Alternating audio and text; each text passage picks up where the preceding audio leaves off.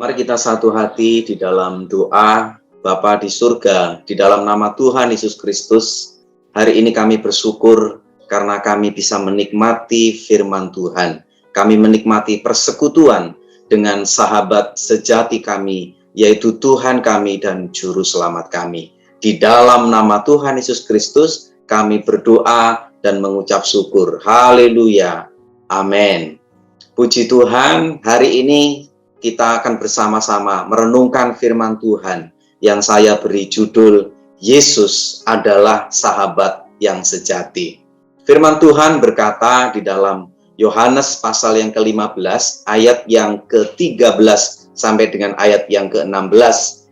Tidak ada kasih yang lebih besar daripada kasih seorang yang memberikan nyawanya untuk sahabat-sahabatnya. Bukti Yesus sahabat sejati adalah memberikan nyawanya. Kamu adalah sahabatku jikalau kamu berbuat apa yang kuperintahkan kepadamu. Aku tidak menyebut kamu lagi hamba, sebab hamba tidak tahu apa yang diperbuat oleh tuannya. Tetapi aku menyebut kamu sahabat, karena aku telah memberitahukan kepada kamu segala sesuatu yang telah kudengar dari Bapakku. Yesus sahabat sejati, Dia memberitahukan rencana dan kehendaknya.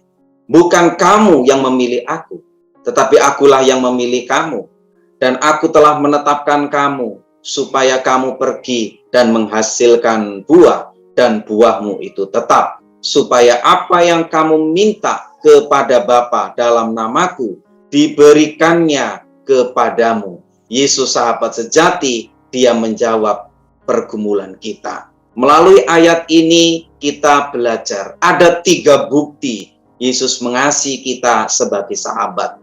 Ada 3 bukti nyata bahwa Yesus mengasihi kita dengan kasih yang luar biasa, kasih yang agape tanpa syarat, menganggap kita sebagai sahabat. Yang pertama adalah Yesus menyerahkan nyawanya. Dia memberikan hidupnya untuk menyelamatkan kita, sahabat-sahabatnya. Itulah kasih yang terbukti.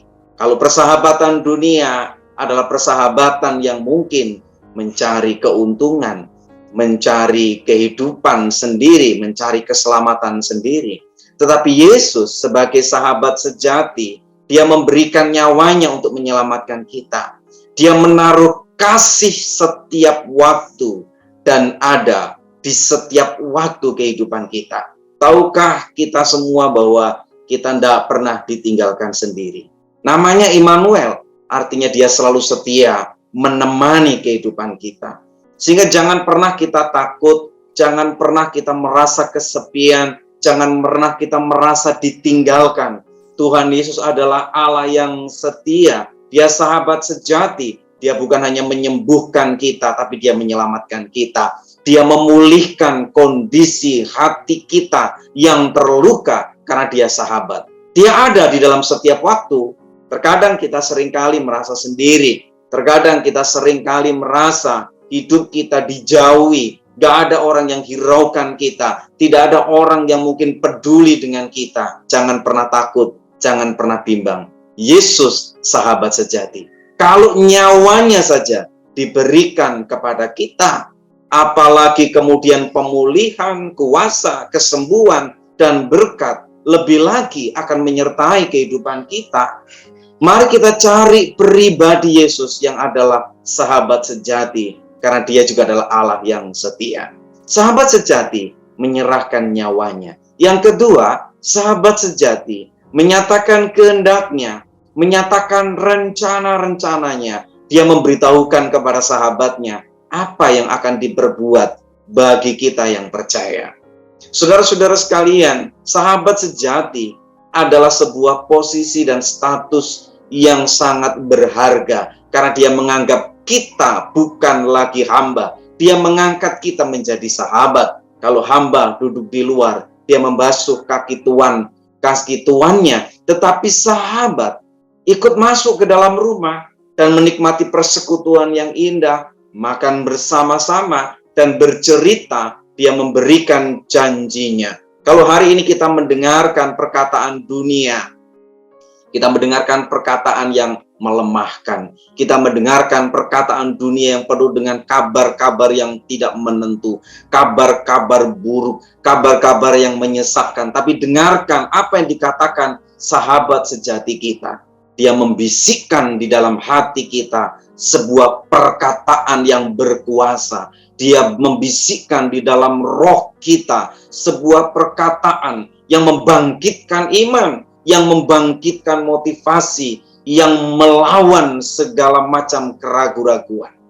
Untuk itu, saudara-saudara sekalian, kita berbahagia, kita bersukacita, karena kita memiliki sahabat yang sejati, yang dibuktikan dengan memberikan nyawanya untuk menyelamatkan kita, yang dibuktikan dengan menyatakan kehendaknya.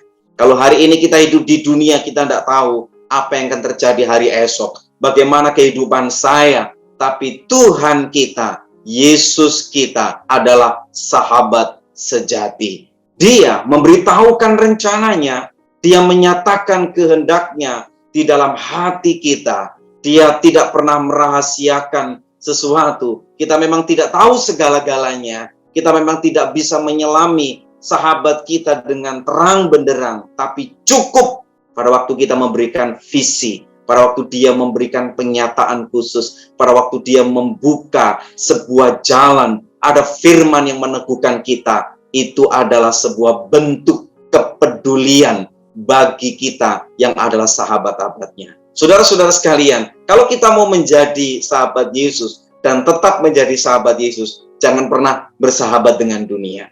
Bukti bahwa kita tetap mau menjadi sahabat Yesus adalah pada waktu kita taat dan mendengar perintahnya. Dengarkan suaranya dalam hatimu. Dia sedang bekerja memulihkan hidupmu. Dengarkan baik-baik. Miliki kepekaan. Dia membisikkan perkataan yang luar biasa di dalam hidupmu. Dan perkataan itu adalah perkataan yang membangkitkan iman, yang memulihkan, yang menghibur, dan yang menguatkan. Bukti yang ketiga adalah dia menjawab pergumulan doa-doa kita. Yesus memilih kita untuk mengangkat kita menjadi sahabat.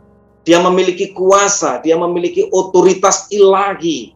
Dia mengangkat kita, mengadopsi kita dalam kehidupan tiap hari. Tidak ada anak yang memilih untuk diadopsi oleh orang tua, tetapi orang tua yang memilih untuk mengadopsi anak. Kenapa? Karena orang tua lebih berkuasa. Demikian juga dengan Tuhan memilih kita. Bukan kamu yang memilih aku, tetapi akulah sahabat sejati Yesus yang memilih kita. Artinya, Yesus punya otoritas, Yesus punya kuasa. Dia mengangkat kita, mengambil kita menjadi sahabatnya. Kita dipilih dan dipanggil untuk menghasilkan buah. Apa artinya? Kita dipanggil untuk menghasilkan buah rohani. Kita dipanggil untuk hidup dalam kekudusannya. Kita dipanggil untuk meninggalkan dunia dengan segala macam keinginannya. Untuk apa? Supaya kita menghasilkan buah. Dan buah itu tetap. Saudara-saudara sekalian, kalau kita menghasilkan buah, janji Tuhan adalah, janji sahabat kita adalah, apapun yang engkau minta, apapun yang kita doakan, akan dijawab oleh Tuhan. Kalau hari ini kita punya pergumulan, kalau hari ini kita punya persoalan, kalau hari ini kita disakiti dan ditinggalkan, kita punya sahabat sejati. Dia akan memulihkan kehidupan kita, dan dia akan dengan sedia menjawab seluruh pergumulan kita, asalkan kita menghasilkan buah rohani. Mari kita hidup dalam buah-buah pertobatan. Mari kita hidup dalam buah-buah roh. Mari kita hidup dalam kekudusan. Mari kita menyelaraskan hidup kita sesuai dengan kehendak Tuhan. Saya percaya apapun yang menjadi persoalan pergumulan kita hari ini, pasti Tuhan akan menjawabnya. Saya akan mengajak kita semua untuk berdoa kepada Tuhan. Mari kita tundukkan kepala. Kami berdoa di dalam nama Yesus, Bapa di surga, yang kami kenal di dalam nama Tuhan Yesus Kristus. Kami berdoa agar setiap kami yang mempunyai hati yang taat kepada firman Tuhan, supaya kami hidup di dalam kebenaran firman-Mu. Karena firman-Mu mengandung janji, walaupun terkadang kami tidak mengerti akan pimpinan Tuhan, tetapi pimpinlah kami untuk selalu taat dan mampu melakukan firman-Mu dalam kehidupan kami. Kalau hari ini Bapak, Ibu, dan Saudara sekalian memiliki pergumulan, mari dekapkan tangan di dada. Firman Tuhan mengajar kita supaya kita menjadi sahabat Yesus yang sejati. Pergumulan apapun, tantangan di dalam karir, studi, keuangan, masalah, keluarga, kesehatan, apapun juga, termasuk juga perjodohan. Biarlah berkat Tuhan turun ke atasmu dan kekuatan kasih Tuhan turun atasmu. Dan percayalah, Tuhan akan membukakan pintu-pintu berkat serta damai sejahtera Allah akan menaungi kita untuk seterusnya dan selamanya. Jika saudara saat ini ada yang sakit, mari tumpangkan tangan pada bagian yang sakit. Percayalah, di dalam nama Tuhan Yesus, segala sakit penyakit telah disembuhkan. Haleluya. Amin. Jika saudara-saudara hari ini memiliki pergumulan doa dan mengharapkan konseling dan dukungan doa, silakan menghubungi nomor-nomor yang tertera di bawah ini. Tuhan Yesus memberkati.